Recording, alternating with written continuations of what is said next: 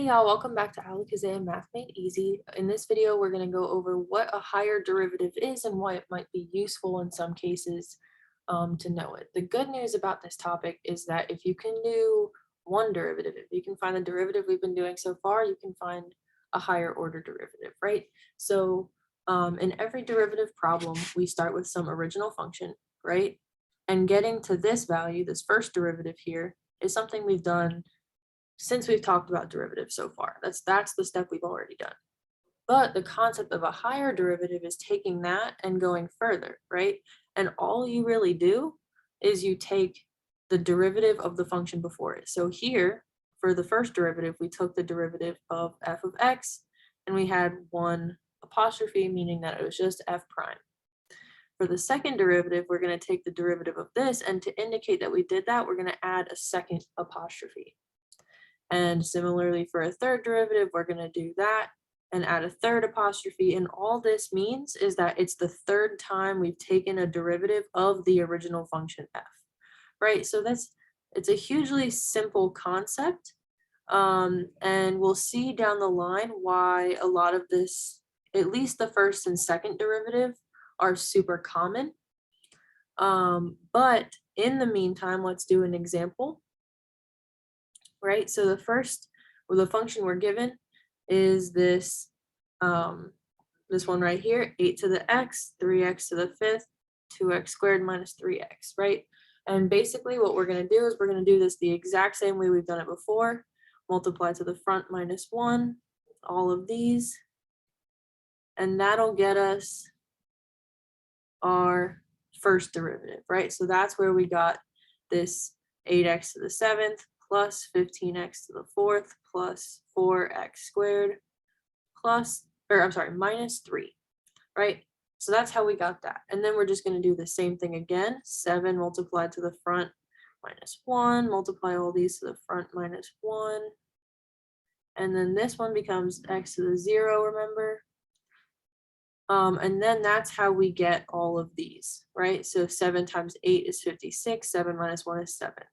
4 times 15 is 60, 4 minus 1 is 3, 1 times 4 is 4, x minus 1, or 1 minus 1 is 0, and this one goes away because we don't have any, we have 0 times 3 times x and negative, so 0 times anything becomes 0. And we're going to do that all the way until we repeat that exact same process until we get to what is called the fourth derivative. So we just remember every time you take a derivative, you add a prime to this side. And once you get to y, what would be y prime, prime, prime, prime, you have found your fourth derivative. So one important thing to note is that once we get to past y, like the third derivative, essentially, this becomes, instead of having like 150 apostrophes, you just write the number. So the last one that has apostrophes is the third derivative. Everything after that just becomes a number. So the fifth derivative becomes that, sixth derivative becomes that, 170th derivative becomes that. So that's just a little bit easier on people who are taking super, super high order derivatives. But basically the process is exactly the same as taking the first derivative. You just keep doing it, right? So one thing that a lot of times questions ask is, because it's the same thing we've been doing since the start of talking about derivatives, they kind of try to twist it into proving that you understand the derivative itself, right? So the property of a higher order derivative itself. So let's look back at this example here, right? We're going to take another look at this example. So this question says, how many derivatives will it take to get this function to 0, right? So we want to find y to the whatever equals 0, which, remember, we start, if we start with, for example, x squared, that goes to 2x, that goes to 2, that goes to 0. So you basically have, let's see, two extra steps plus the derivative, the order of the derivative. So essentially what I'm trying to say is you don't actually have to do 1,500 iterations of these derivatives to get to where you equal 0. You look at the highest order and you add 2 derivatives to it. So that would be y to the 10 equals 0.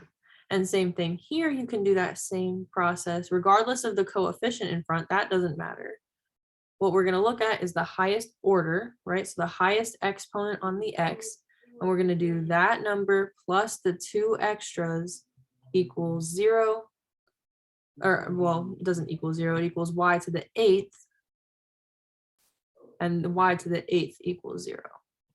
So again, just to fact check that, we're gonna ignore all of the coefficients in the front. We know that the original function has some x to the 6th plus blah, blah, blah. That's the first, or that's the original function. The first derivative is gonna have some x to the 5th plus whatever. The second derivative equals some x to the 4th plus whatever. And we're just gonna keep going. X to the 3rd,